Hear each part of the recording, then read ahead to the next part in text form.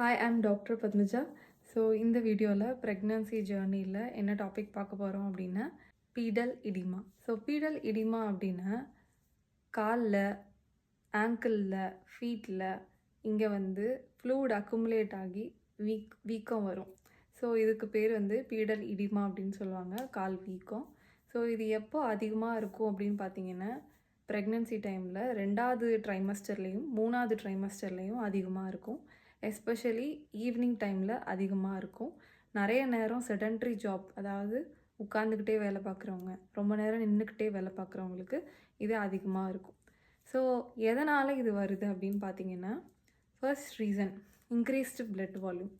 Second reason பார்த்தீங்க அப்படின்னா ப்ரொஜெஸ்ட்ரானுங்கிற hormone உங்கள் மசில்ஸையும் வெயினையும் ரிலாக்ஸ் பண்ணும். ஸோ அந்த டைமில் அந்த அந்த ஃப்ளூயிட் வெசல்ஸ்லேருந்து லீக் ஆகி ஃப்ளூயிட் இம்பேலன்ஸ்னால் உங்களுக்கு பீடல் இடிமா வரலாம். நெக்ஸ்ட் யூட்ரஸ் பேபி க்ரோ ஆகுறனால யூட்ரஸ் பெருசாகும்போது அந்த பெல்விக் ரீஜியனில் இருக்கக்கூடிய வெசல்ஸ் எல்லாமே ப்ரெஷர் எஃபெக்ட்னால் அமுங்கும்போது பிளட் சர்க்குலேஷன் லோவர் பாடிக்கு போகாதனால ஃப்ளூயிட் லீக்கேஜ்னால் அங்கே பீடல் இடிமா வரலாம்.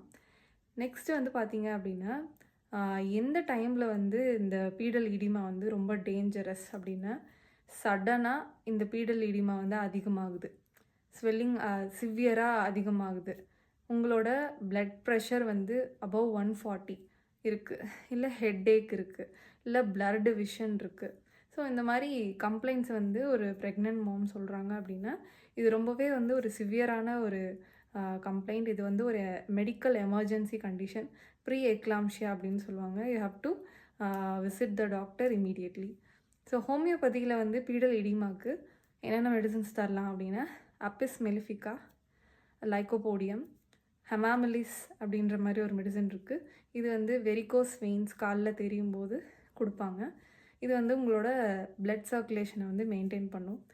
டீச்சர் ஜாப் பண்ணுறவங்க, ரொம்ப நேரம் ஸ்ட்ரெயின் பண்ணுறவங்க, இவங்களுக்கு அர்னிகா கொடுத்தா இந்த லாங் ஸ்டாண்டிங் ஸ்ட்ரெயின்டு காஸ்னால் வரக்கூடிய பீடல் இடிமா குறையும்.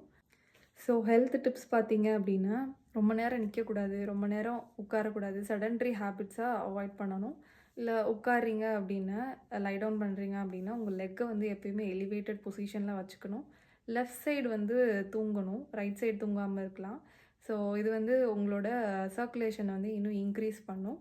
நெக்ஸ்ட் நிறைய தண்ணி குடிக்கணும். இது ஃப்ளூயிட் இம்பேலன்ஸை மெயின்டைன் பண்ணும். கரெக்டான ஷூவை செலக்ட் பண்ணணும் ப்ரெக்னென்ட் உமனுக்கு. ஸோ இது மூலிமா பீடல் இடிமாவை நீங்கள் அவாய்ட் பண்ணலாம். தேங்க்யூ.